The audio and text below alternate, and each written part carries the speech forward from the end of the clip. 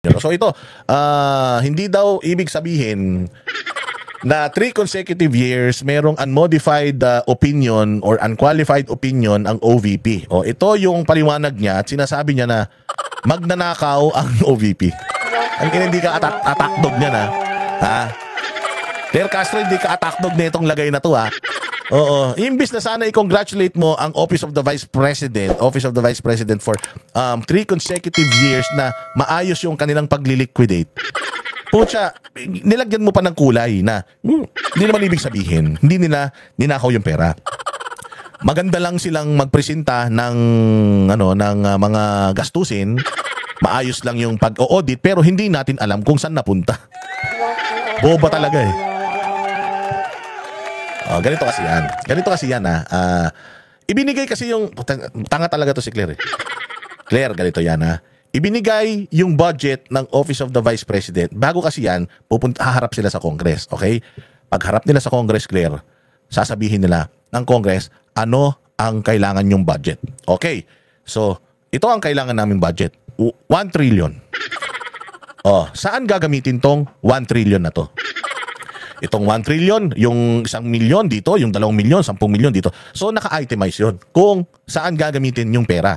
Tapos, ito yung pangpasweldo, ito yung pangbayad sa mga satellite offices, ito yung ganito, ito yung ganyan, ito yung ganito, ito yung ganyan. So, naka-itemize po yun. Yun nga yung ini-scrutinize ng Congress, di ba? Bakit meron kang ganito? Ginagawa na ng DSWD yan. Tanggalin na natin yan. Ito, ba't may ganito ka? Tanggalin na natin yan. Ito, ba't may ganito ka? Itemized yun. So kapag sinabi ko na yung 5 million dito mapupunta, dapat dito mapunta kasi pag hindi yun doon napunta, alam mong tawag doon? Ibig sabihin mali yung paggastos mo ng pera. Hindi pwedeng yung 5 million para sa kaliwang kamay, nilagay mo sa kanang kamay. Hindi pwedeng ganun kasi para sa kaliwang kamay yun eh. Ang tawag doon misappropriation yata ang tawag sa ganun eh. Yung pagkakagastusan mo igagamitin mo sa iba. Bawal na bawal yun. Kaya nga, natatandaan ninyo, noong merong usapin ng dyan sa, ang tawag dyan? Yung Dolomite Beach. Panahon pa ni Pinoy Duterte, nagkaroon ng Dolomite Beach. Ngayon, sabi nila, bakit ginawa nyo pa rin yung Dolomite Beach?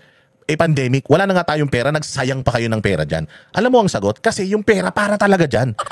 Yun ang, kasi nga yung GAA, batas yun eh. So batas na, yung pera gamitin mo dyan. Pag hindi mo ginamit yung pera dyan, lumabag ka sa batas. Mali yung paggamit mo ng pera. Hindi natin pwedeng ipambili ng bakuna yung pera na para dyan sa Dolomite Beach. Yung pera, ano na yan eh, binadgetan nga natin yan eh. So kailangan natin gawin yan. Tapos yung tawag din yung mga bakuna, saka natin gawa ng paraan. Ganun yun, Claire Castro. Kung sinagsasasabi nito. Ganun ang style ha. Ganun ang style. I-scrutinize ng Congress lahat nung item mo, bakit mo kailangan ng pera na yon? Binabawasan nila yon kapag may mga tinanggal silang item or dinadagdagan nila yon kapag feeling nila, maganda tong project mo na to. Mas maganda kung gawin mo, kung halimbawa ang matutulungan mong pamilya 100, gawin mo ng 500, dagdagan namin yung budget mo. Yun ang ginagawa ng Congress, Claire. Hindi mo alam yun? Tangina, napakahina naman ng kukote mo. Pakinggan nyo kung ano yung sagot niya tungkol dyan. Nag-effort pa siya, nag-make up pa para ipaliwanag yung katangahan niya.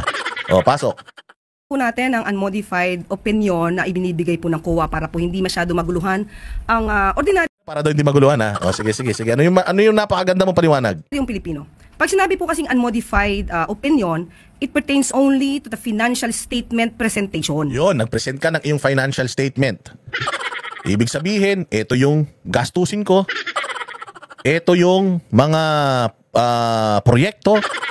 Ito yung pera. Ito yung pinagpuntahan. So, okay. Kung ako ko, teka, hindi okay. Kasi, mali yung pagkakagamit mo ng pera eh. Pero sinasabi nga ng COA na walang problema, inaudit namin. Pag inaudit kasi, in-scrutinize mo yun lahat eh. In-scrutinize mo yun. Kumbaga, meron akong binigay sa'yo na kung paano ko ginastos yung pera. Anong ibig sabihin ng audit? I-check mo yun. Kaya nga audit eh. Hindi naman yan pagpapasa lang eh. Hindi naman yan pagpapasa lang ng requirements. Kaya nga audit, i-check mo isa-isa. Anong hindi mo maintindihan dun, Claire? So, ibig sabihin, sumunod lang po sa financial reporting framework. Hindi nga eh. Audit nga eh. Audit.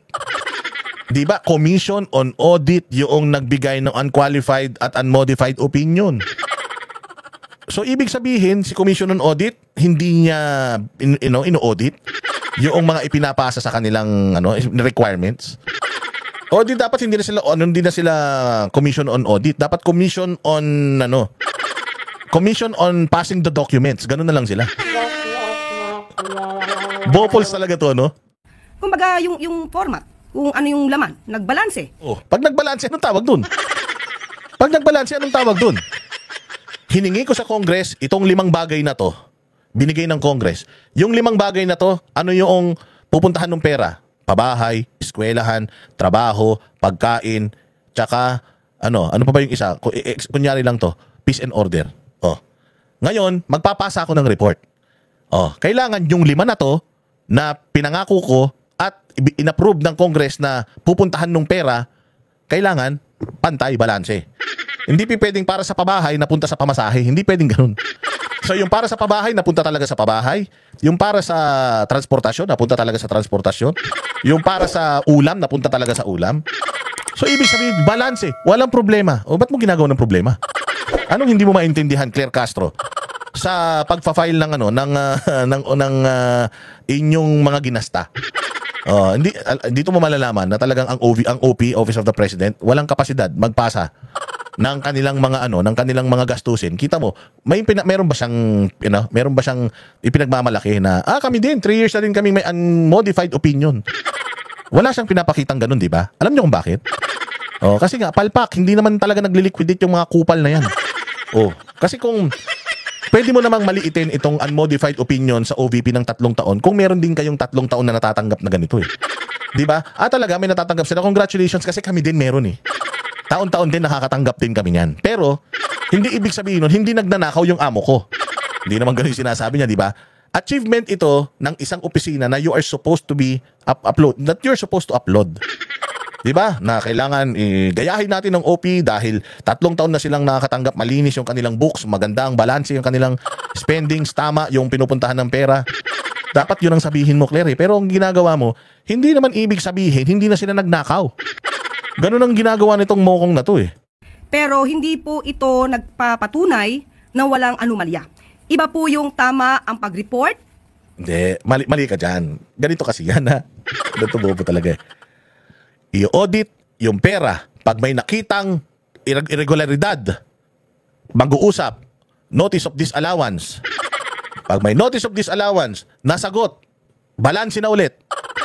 Ngayon, kapag may notice of disallowance, hindi magbalanse talaga. Ang tagal-tagal na, hindi magbalanse. May nangyaring kabulastugan dyan. Si COA, ire-report yan sa ombudsman. Yung ombudsman, isusupina yung Office of the Vice President para magpaliwanag doon sa isinumbong ng COA. Tapos, pag nakita ng ombudsman na talagang nagnakaw itong OP, sasabihin niya, paplanderin niya yan si Office of the Vice President, si Inday Sara. Ganun yun, Claire Castro. Ano ba pinagsasasabi mo? Pwede ba naman na binigyan kita ng certificate na napakagaling mo tapos hindi ka pala masyadong magaling? Pwede bang ganun? Pag nagbigay ako sa'yo ng isang opinion na wala akong question, ibig sabihin, maayos ang usapan natin dalawa. Pinagsasabi nito ni Claire Castro, basta lang makapanira eh. At iba yung tama ang paggamit ng pondo.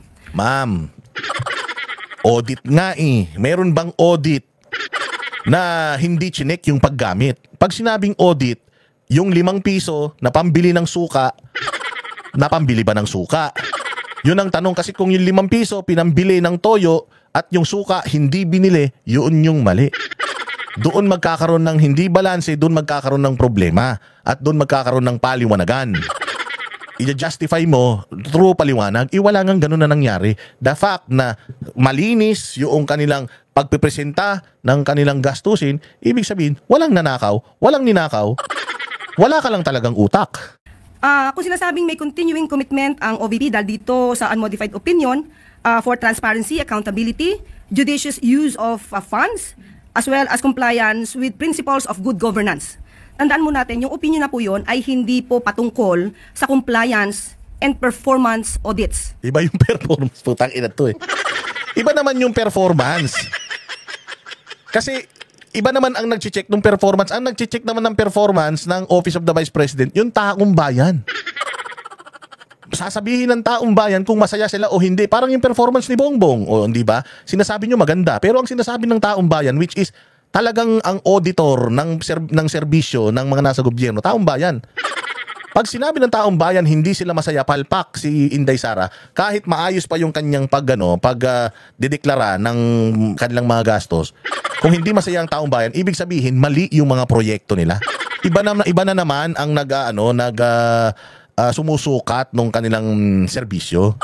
Oo, iba na naman yun. Pero in terms of how they spent the money, ibig sabihin kung ano yung pinirmahan na pagkasunduan nila ng Kongreso, ng Senado at ng Presidente, ganun ginastos yung pera ng OVP. Walang labis, walang kulang, walang ninakaw. So pagdating sa performance, hindi po COA ang nag-audit ng performance. Taong bayan po ang nag-audit ng performance. Tapos paano natin ginegradean yung mga taong gobyerno natin. Pag tumakbo yan ulit sa susunod na eleksyon, hindi na natin yan iboboto. Ganun tayo sumagot ng survey. Okay? Tangina to, napakahina ng kukote mo talaga. Kung nagkaroon man po ng unmodified opinion ang COA for 3 years Gigil oh. Gigil.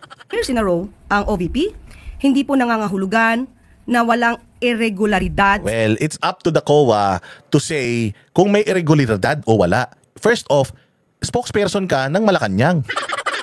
At may opisina ang COA. Yung mga congressman nagpapanggap na COA, pati ikaw nagpapanggap ka na din na COA. Gusto mo palang maging COA, di sana magtrabaho ka sa COA. Huwag kang magtrabaho sa Office of the Vice President. Hindi mo kailangan ipaliwanag sa taong bayan yan. Kasi parang sinasabi mo na kahit yung Congress, mukha silang hindi mga magnanakaw pero pwedeng magnanakaw sila. Si Bongbong, mukha lang siyang nagtatrabaho pero pwedeng magnanakaw din yan.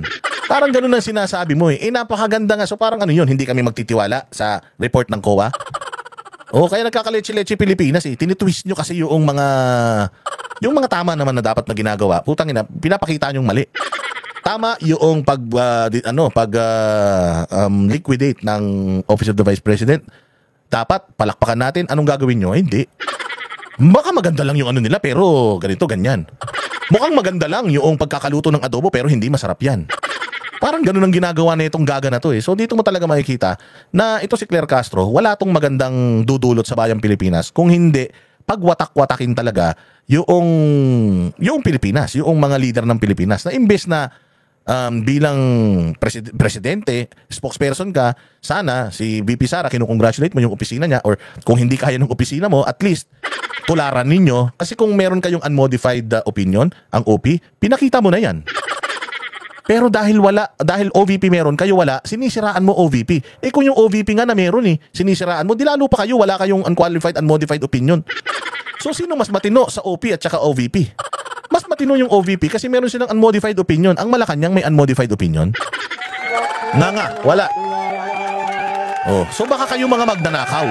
Kaya nyo sinasabi na baka pwedeng ninanakaw nila yung pera kahit na may unmodified opinion kasi gawain nyo yan sa Malacanang.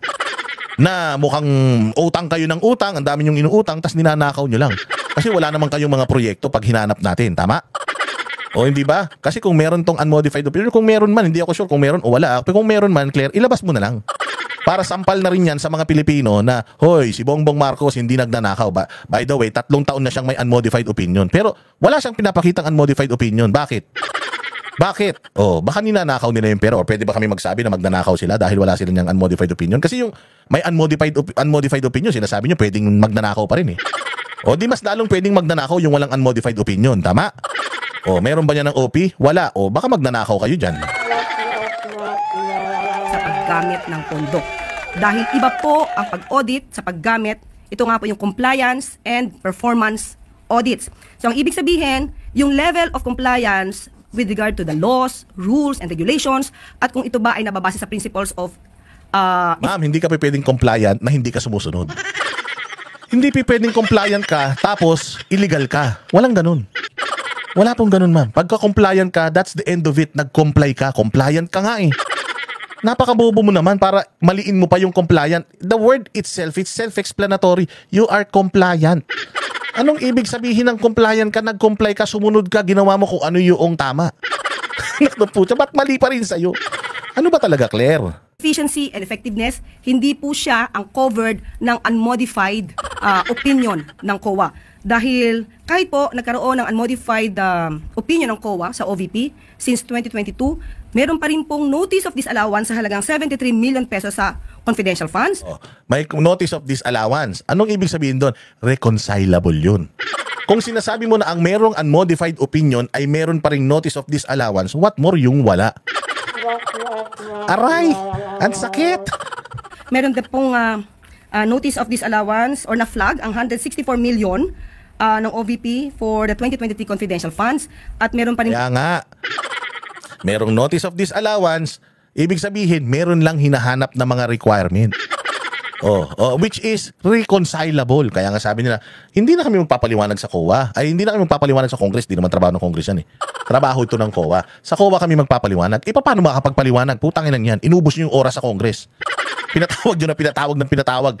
Imbis na sana, nagko-comply sila sa requirements ng Congress. Kaya nga, ito lang yan, Castro. Bakit ang COA walang sinampang demanda sa ombudsman? Kung yung sinasabi mong mga notice of disallowances na yan, because again, hindi lang si OVP ang may notice of disallowance. Si Gwen Garcia nga, billion eh. Ang halaga ng notice of disallowance niya. Lahat ng may mga confidential funds, may notice of disallowance yan. Kaya ngayon yung sinasabi ni Marcoleta na lahat ng may notice of disallowance, bigyan mo ko ng copy, ipapatawag natin sila dito. Hindi pwedeng OVP lang. Ang dami-daming may notice of disallowance. Tinanong ang COA OVP lang bang may NDA? Notice o NOD pala? Tama, NDA nga, notice of disallowance. Sila lang ba meron? Hindi po, meron pang iba. Bakit sila lang pinapatawag natin? Patawag natin lahat. Hindi ba? Hindi lang naman OVP ang may NDA at kaya it's reconcilable. Paano nila marireconcile? Pucha yan, ginugulo nyo sila. Imbis na nagtatrabaho ko, watang OVP para mabalanse yung pinagkagastusan. Ginugulo nyo. Ano na ngayon? Yun lang, tinan mo. Notice of disallowance. Lahat na nga yan, ipariwanag na eh. Di ba pinaliwanag na nga lahat yan? Sinasagot nga ni Inday Sara yan eh. Kaya lang, di nyo naman binubura yan. Wala. Ito lang yan. Ang OP meron, wala. May unmodified opinion ng OP o wala? Meron o wala? Kasi kung walang unmodified opinion ng OP, ibig sabihin, magnanakaw ang OP. Kasi kung ang OVP, meron na nga silang unmodified opinion, may problema pa sila. Lalo na kaya yung walang unmodified opinion. Ang unmodified opinion, it's parang isinicertify mo na maayos na naibalansin nyo yung gastusin ng opisina mo. Hindi ba? Hinahanap nyo lang, ini-scrutinize nyo lang kung saan napunta yung confidential funds, which is, meron talagang proper na pag-audit ng confidential funds. Sinabi na nga ni Guanzon na according sa batas, nakalagay yan sa sealed na sobre. Ganun yun. Kung na-flag sa pagbabago campaign at negosyo taday. At sa ating pagkakaalam, nabanggit din naman po ng OVP na meron pa pong flag for the 2024 dito sa report ng COA para sa OVP. So ano ibig sabihin nun? Again, it still boils down to one thing. OVP has an unmodified opinion for 3 years. And yet, may mga questionable pa silang mga accounts. What more ang OP na walang unmodified opinion for 3 years? Because if you have, may pinapakita sana kayo ngayon katulad ng OVP, wala eh. So what more yung walang unmodified opinion? Hindi ba? Saan napunta yung pera ng taong bayan? Yun ang katanungan dyan.